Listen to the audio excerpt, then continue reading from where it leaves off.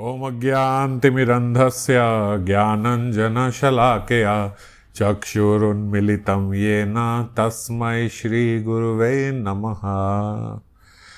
तो कल हम लोगों ने श्री राधा रस सुधा निधि के छठे श्लोक पे चर्चा करी, जिसमें एक बड़ी मधुर लीला श्रीपाद के हृदय में प्रकाशित हुई, बसंती रास। और उस बसंती रास में श्री राधा रानी अंतर ध्यान हुई।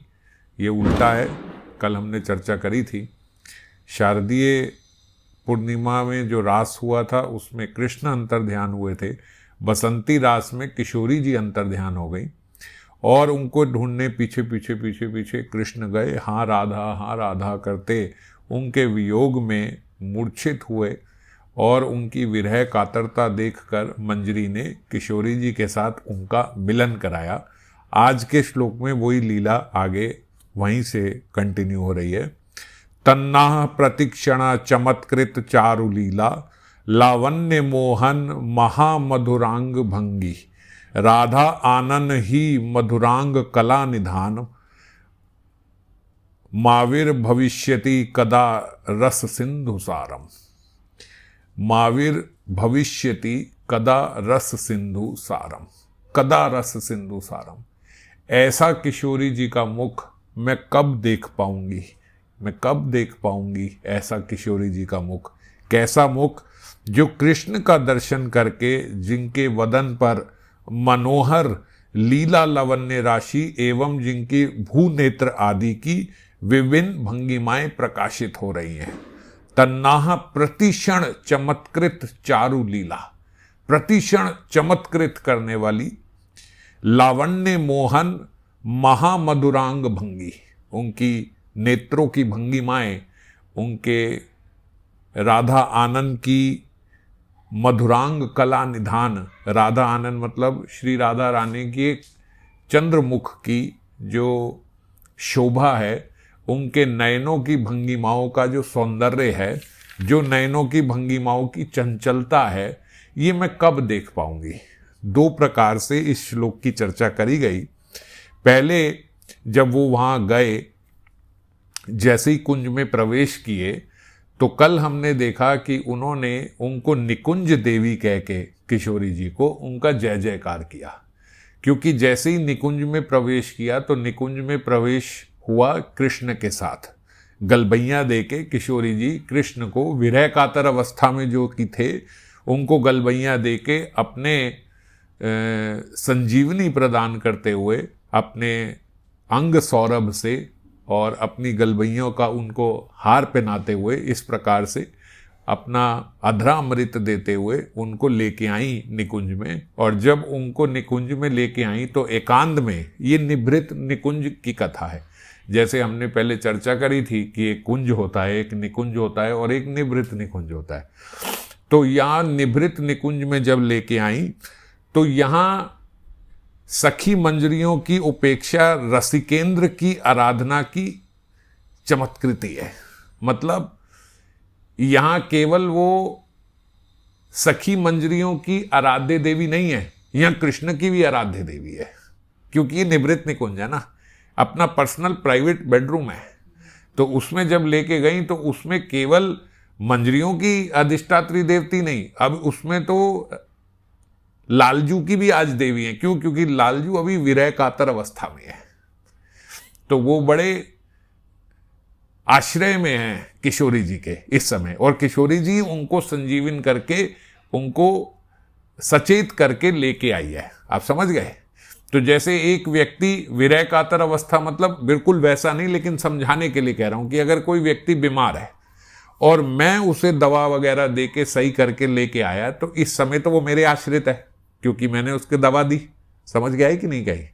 तो इसी प्रकार से वो तो विरह कातर अवस्था में मूर्छित थे। अब ये प्रेम राज्य की बात है, बिल्कुल सेम इंसिडेंट प्रेम में, वो विरह कातर अवस्था में थे और किशोरी जी उनको अपना अधरा अमृत और अंग सौरभ से उनको संजीवनी देते हुए उनको ठीक रूप से लेके आई। तो जब लेके आई तो अभी वो उन्हीं के अधीन किशोर, अभी ऐसी अवस्था है कि लालजू किशोरी जी के अधीन है।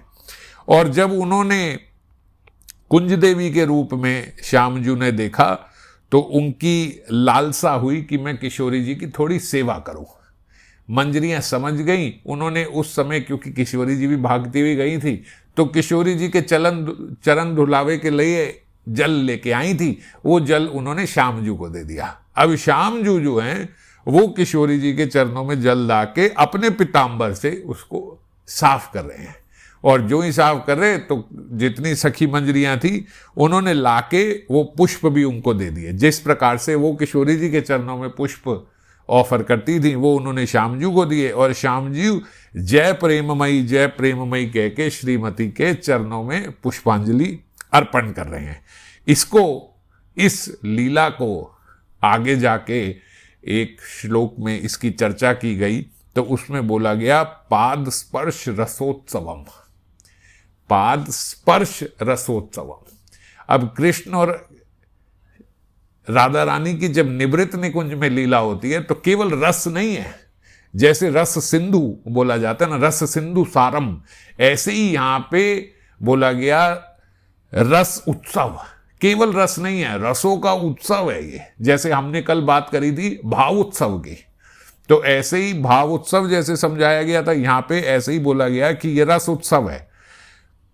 प्रणति द्वारा श्री राधा का पाद स्पर्श श्याम सुंदर का रसोत्सव है। अब मैंने ये भी आपसे चर्चा करी थी कि श्याम के लिए बड़ा मुश्किल है किशोरी जी के चरणों को स्पर्श करना। किशोरी जी के लिए थोड़ा आसान है, सबके लिए आसान है, पर अब श्याम सुंदर किशोरी जी के चरणों में है, तो जब वो उनका चरण स्पर्श कर पा रहे हैं या उनका चरण जल से धुलवा पा रहे हैं तो ये उनके लिए रसोत्सव है कि आज तो रसों का उत्सव हुआ, आज तो और आनंद हुआ। और ये देख के किशोरी जी का जो लावण्य है वो देखते ही बनता है, क्योंकि आध्यात्मिक जगत में जो इनका सौंदर्य है वो इस भौतिक जगत की तरह नहीं है कि आप मेकअप से आपको ठीक करना पड़ेगा, आपको क्रीम इत्यादि ये सब लगा के अपने आप को चमत्कृत करना होगा लोगों को, या ऐसे इस प्रकार से नहीं। आज तो अलग अलग लोग मेकअप आर्टिस्ट हो गए और ना जाने क्या से क्या बना देते हैं किसी भी माता जी को।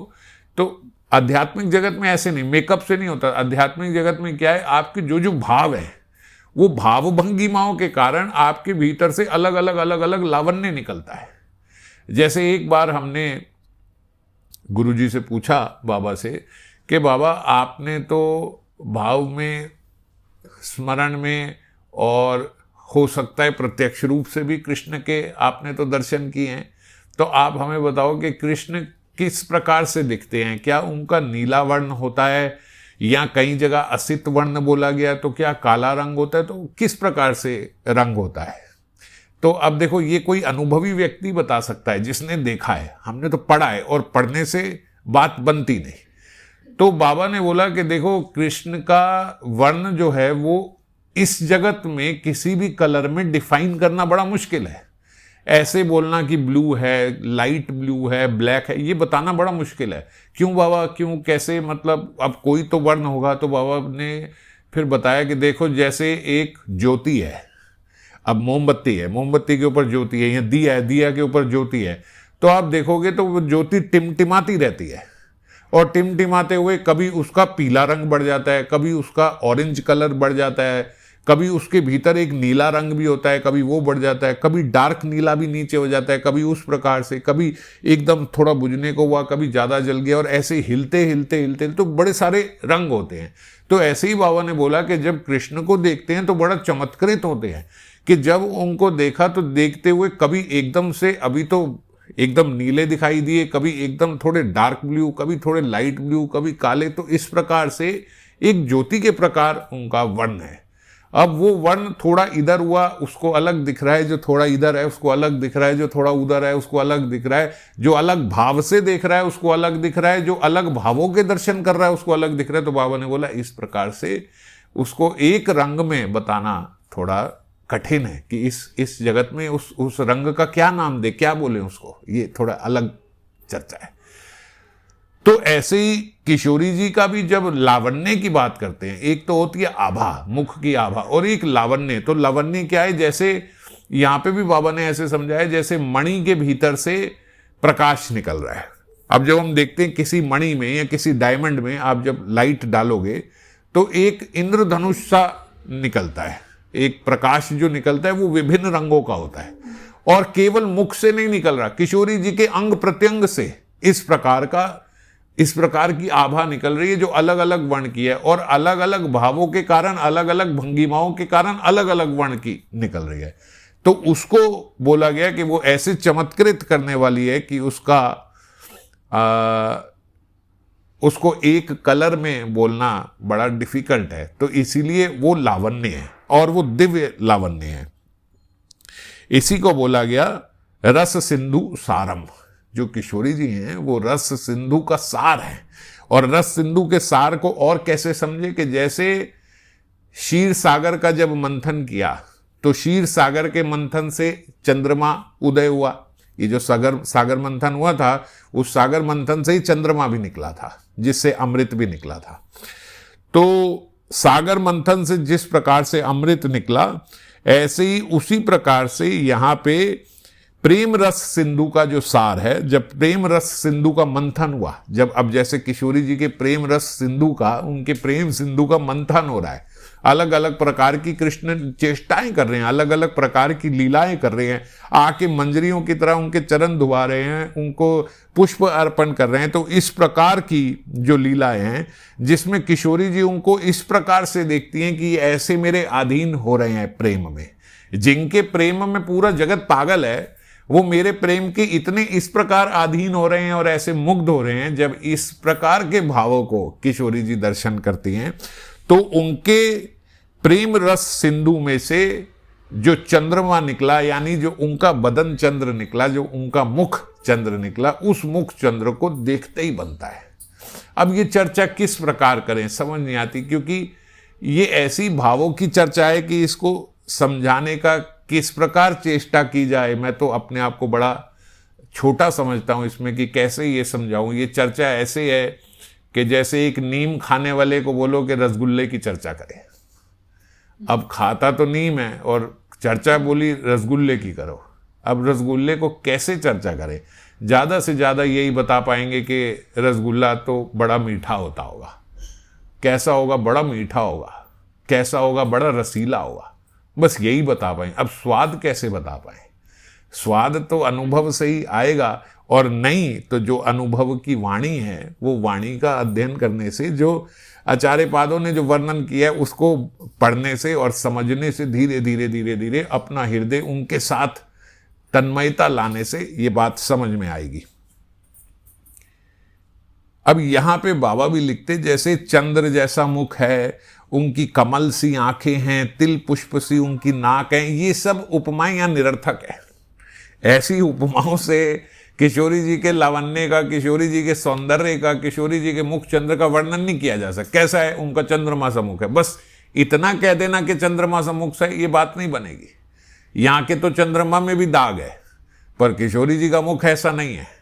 यहाँ के चंद्रमा में से तो बस एक ही आभा निकल रही है। आप देखोगे, आप बता दोगे ये सफेद रंग का, ये जो है गोला गोला सा, और इसमें थोड़े थोड़े धब्बे लगे हैं, ये चंद्रमा है। डिफाइन किया जा सकता है, ये कलर है। पर किशोरी जी के मुख चंद्र को किस प्रकार डिफाइन करें, कैसे समझाएं? तो इसीलिए जो इस जगत की उपमाएं हैं वो नई बात बनेगी। यहाँ पे ऐसी उपमाएं देना निरर्थक है। महाभाव को भाव से ही समझना होगा। अब वो महाभाव है तो कम से कम हमारे भीतर भाव की अवस्था तो हो, तो महाभाव को कुछ समझ पाएंगे। अन्य कोई भाषा से समझना बड़ा कठिन है इसमें। और ये कैसे आएगा बोलते, ये श्री राधा की कृपा से ही हमारे अंतस में विशुद्ध सत्व का उद्रेक होगा। जैसे मैंने पहले भी चर्चा करी थी गौर कथा में अभी, कि कैसे हमारे भावों को अर्पण किया जाए कृष्ण को। तो कैसे अर्पण किया जाए? जिस प्रकार भोग को केवल तुलसी जी के द्वारा ही ठाकुर जी को अर्पण किया जाता है, उसमें तुलसी जी देके, तो ऐसे ही किशोरी जी की वृत्ति जब किसी भक्त के भीतर आती है, उसके अंतस में आती है, तो उसके अंतस में जो विशुद्ध सत्व आता है, उसी से फिर उसके भाव ऑफर किए जा सकते हैं कृष्ण को। तो ही वो भाव कृष्ण तक पहुंच सकते हैं। और तो ही हमारे भीतर जब किशोरी जी की वृत्ति हमारे भीतर आएगी, तो वो हमारे भीतर ये जितनी लीलाएं हैं या जो उनका सौंदर्य है, ये स्वप्रकाशित हो जाएगा। स्वप्रकाशित, नहीं तो कैसे दिखेगा हमें? ये हमारे हृदय में अपने आप स्वप्रकाश होगा इसका। और यही अभिप्राय व्यक्त करने के लिए बोला गया रस सिंधु सारम, कि रस सिंधु का सार है किशोरी जी। अगर किसी के भी भीतर रस आएगा, किसी के भी भीतर ये रस सिंधु की एक बिंदु आएगी, तो उसका सार क्या है, उसका कॉज क्या है, वो किशोरी जी ही है। किशोरी जी के भावों की एक वृत्ति हमारे भीतर आएगी तो समझ आएगी। और क्योंकि ये निष्कलंक चंद्र है किशोरी जी का मुख जो है, इसलिए बोला गया मधुरांग कला निधानम, मधुरांग कला निधानम, कि इस चंद्र में कोई दाग नहीं है। अब इसी श्लोक को गोस्वामी पाद ने बोला, श्रीपाद ने बोला कि इसी श्लोक को अब एक दूसरे तरीके से भी समझा जा सकता है। जैसे मंजरी ने जब किशोर जी को और श्याम जी को और किशोरी जी को जाते हुए देखा, और जब निकुंज में बैठे हुए देखा, तो वो दोनों के सौंदर्य से चमत्कृत हो गई। अभी जो हमने चर्चा करी उसमें केवल किशोरी जी के सौंदर्य को देख के चमत्कृत हुई। और अब बोलते एक दूसरा भाव भी हो सकता है कि वो दोनों के रूप सौंदर्य को देख के चमत्कृत हुई। तो इसमें इस श्लोक की पहली लाइन तो उन्होंने कृष्ण के लिए बोली और दूसरी लाइन किशोरी जी के लिए बोली। अब दोबारा जरा इसको एक बार समझे। तन्नः प्रतिक्षण चमत्कृत चारु लीला, लावण्य मोहन महामधुर अंग भंगी। ये किसके लिए बोला? ये किशोरी, ये ठाकुर जी के लिए बोला, ये लालजू के लिए बोला। लावण्य मोहन, लावण्य मोहन। अब ये मोहन जो है ये श्याम के लिए भी बोला जाता है, मोहन तो उन्हीं के लिए बोला जाता है। तो लावण्य मोहन मतलब मोहन का लावण्य, लावण्य मोह, और मोहन का एक अर्थ होता है मोह लेने वाला। तो इसलिए पहले उन्होंने तो ऐसे देखा कि किशोरी जी के लिए बोला, और बाद में इसी श्लोक को दूसरे नजर से देखा तो ऐसा लगा कि लावण्य मोहन महामधुरांग भंगी। और महामधुर अंग भंगी का क्या तात्पर्य है कि उनके भंगी जो त्रिभंगी हैं कृष्ण, तो उनका अंग जो त्रिभंगी हुआ वो उन्होंने देखा। अब बोलते लालजू का अंग त्रिभंगी क्यों होता है? तो बोलते जैसे किशोरी जी यहां बैठी हैं, अब उनकी इच्छा हुई किशोरी जी के चरण दुबाने की, जो अभी हमने चर्चा करी। तो किशोरी जी के चर्चा दुबाने के लिए उनके लहंगे के प्रांत भाव को पकड़ के हटा के उनके धोने के लिए बोलते वो ऐसे टेढ़े हुए, और जब यूं टेढ़े हुए तो वो भाव सिंधु जो किशोरी जी के चरणों को देख के आया वो सहन ना हुआ, तो थोड़ी गर्दन भी टेढ़ी हो गई, ऐसे भी टेढ़े हुए, गर्दन भी टेढ़ी हो गई। और अब नैनों से किशोरी जी के मुख का दर्शन करना चाहते हैं कि उनके भाव किस प्रकार से हो रहे हैं। और ऐसे करके करके जब उनके करने पड़े तो नैन भी ऐसे विकृत रूप ले लिया, नैनों ने भी, नैन ऐसे और टेढ़े हो गए। तो तीन जगह से ऐसे टेढ़े, कमर से भी टेढ़े, गर्दन से भी टेढ़े और नैनों से भी ऐसे। तो बोलते ऐसा त्रिभंगी रूप उन्होंने दर्शन करा उनका श्याम का। इसीलिए श्लोक में बोला गया लावण्य मोहन महामधुरांग भंगी। तो ये महामधुरांग भंगी बोला गया कृष्ण के लिए। अब ये कृष्ण का आस्वादन जो है ये भाव से ही किया जा सकता है। और कौन कर सकता है इन भावों का?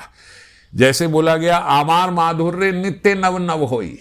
ये ठाकुर जी का जो माधुर्य है ये नित्य नव नव होता है। और एक आचार्य ने तो यहां तक बोला कि आदि अनादि, मैं अभी वो चौपाई भूल गया जो मैंने कुछ दिन पहले ही पढ़ी थी, तो उनका कहने का तात्पर्य लेकिन उसमें ये था कि आदि है ना अंत है। जो लालजू और किशोरी जी साथ में हैं इनका ना आदि है ना अंत है। ये पता नहीं कब से साथ है और कब से आदि और कोई अंत भी नहीं है, अनादि, और है भी कब से, अनादिकाल से साथ है। अनादिकाल से एक दूसरे को देख रहे हैं, पर हैं कैसे कि अभी एक दूसरे से परिचय नहीं हुआ ठीक से। अनादिकाल से देख भी रहे हैं और एक दूसरे से ठीक से परिचय भी नहीं हुआ। बोले ये कैसे हो सकता है कि अनादिकाल से एक साथ है और परिचय नहीं हुआ? बोलते इसीलिए क्योंकि आमार माधुर्य नित्य नव नव होई, स्व स्व प्रेम अनुरूप भक्ति आस्वादई। जिसका जैसा जैसा भाव होगा वो वैसा वैसा आस्वादन करेगा। और उनका आपस में परिचय नहीं हुआ मतलब अभी पूरा एक दूसरे को जान नहीं पाए, और हर बारी जब देखते तो ऐसे लगता है एक नए नए भावों के दर्शन हो रहे हैं। आमार माधुर्य नित्य नव नव होई। यही तो ईश्वर है, यही तो भगवान है, यही तो उनका ऐश्वर्य है और माधुर्य से आच्छादित है। और इतना आच्छादित समझ नहीं आ रही। अनादिकाल से किशोरी जी उनके साथ रह के उनको देख रही है और ऐसे लग रहा है अभी ठीक से हमारा आपस में परिचय भी नहीं हुआ। तो अब पहली लाइन तो उनके लिए और दूसरी राधा आनंद ही मधुरांग कला निधानम। अब जब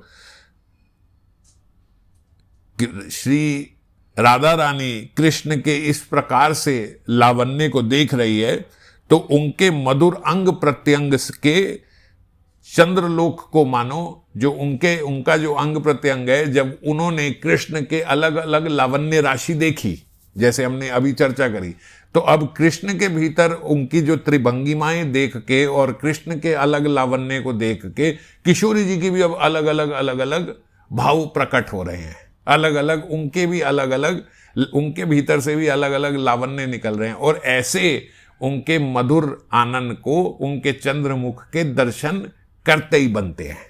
और यूं भी बोला गया कि देखो कृष्ण कौन है, जिनको देख के इस पूरे जगत का काम जागृत हो जाता है। उनको पाने की कामना जिसको देख के पूरे जगत में जागृत हो जाती है। और किशोरी जी कौन है? किशोरी जी का राधा आनंद ही मधुरांग कला निधानम। उनका इस समय मुख कैसा है? क्योंकि मैंने बताया ना कि वो जब त्रिभंगी हुए तो कृष्ण उनके मुख को देखना चाहते हैं, तो कृष्ण को देख के पूरे जगत का काम जागृत हो रहा है और कृष्ण का काम किशोरी जी को देख के जागृत हो रहा है। लोग उनको देखना चाहते हैं और वो किशोरी जी के चंद्रमुख को देखना चाहते हैं। यूं यहाँ पे ये भी बोला गया कि जैसे काम गायत्री हम लोग पढ़ते हैं, काम गायत्री मंत्र करते हैं रोज जो सुबह, तो वो काम गायत्री मंत्र में जो 24.5 अक्षर हैं वो मानो 24.5 चंद्रमा हैं जो कृष्ण के ही वदन पे है। वदनम मधुरम नयनम मधुरम, इस प्रकार से उनके ये 24.5 जो चंद्रमा हैं ये कृष्ण के भीतर ही उपस्थित है और उन्हीं के 24.5 चंद्रमाओं के ही 24.5 अक्षर काम गायत्री, मतलब काम गायत्री जो है उन्हीं का वपु है, कृष्ण वपु ही है जो हम सुबह गायत्री मंत्र किया करते हैं। तो इस प्रकार से जैसे चंद्र के उदय होने पर समुद्र में तरंगे उफान लेती हैं ना, जैसे जिस दिन पूर्णिमा का चंद्र होता है तो चांद को देख के सागर में और उफान आता है, लहरें बढ़ती हैं, उसी प्रकार राधा वदन चंद्र को देखकर अप्राकृत नवीन मदन मानी कृष्ण के भीतर भी उनके काम सिंधु तरंगायित होता है। जैसे चंद्रमा को देख के होता है, ऐसे राधा आनंद, राधा रूपी चंद्र को देख के कृष्ण के भीतर का जो काम सिंधु है वो और तरंगायित होता है। तो इस प्रकार से इस प्रकार का जो किशोरी जी का चंद्रमुख है वो मुख चंद्र देखने को श्रीपाद ललायित है। यूं समझो कि जैसे ही वो ये देख रहे थे, ये लीला अभी देख ही रहे थे, उनको निकुंज में बैठे देख रहे थे, उसी समय लीला में विराम आ गया और फिर कातर अवस्था में उन्होंने बोला माविर भविष्यति कदा रस सिंधु सारम। रस सिंधु सारम, अब समझ गए। अब यहां रस सिंधु सारम का क्या अर्थ दिया कि किशोरी जी का मुख चंद्र देखकर राधा आनंद ही मधुरांग कला निधानम, ये दूसरी लाइन है, राधा आनंद ही मधुरांग कला निधानम, और वो देख के वो राधा आनंद वो राधा रूपी चंद्रमा को देख के उनके भीतर, कृष्ण के भीतर जो उनका काम सिंधु है, जो उनके काम का रस सिंधु है, वो तरंगायित हुआ। और वो तरंगायित हुआ तो उस राधा के चेहरे को मैं कब देख पाऊंगा, क्योंकि लीला में विराम आ गया। और लीला में विराम आने के बाद बोले माविर भविष्यति कदा रस सिंधु सारम। रस सिंधु, जो कृष्ण के भीतर जो काम सिंधु, जो रस सिंधु उदय हो रहा है, उस रस सिंधु का सार तो किशोरी जी का मुख चंद्र ही है। तो कदा कदा कब ऐसे होगा कि मैं वो रस सिंधु सारम किशोरी जी के उस मुख के दर्शन कर पाऊंगा। आगे कल फिर हम अगले श्लोक पे चर्चा करेंगे।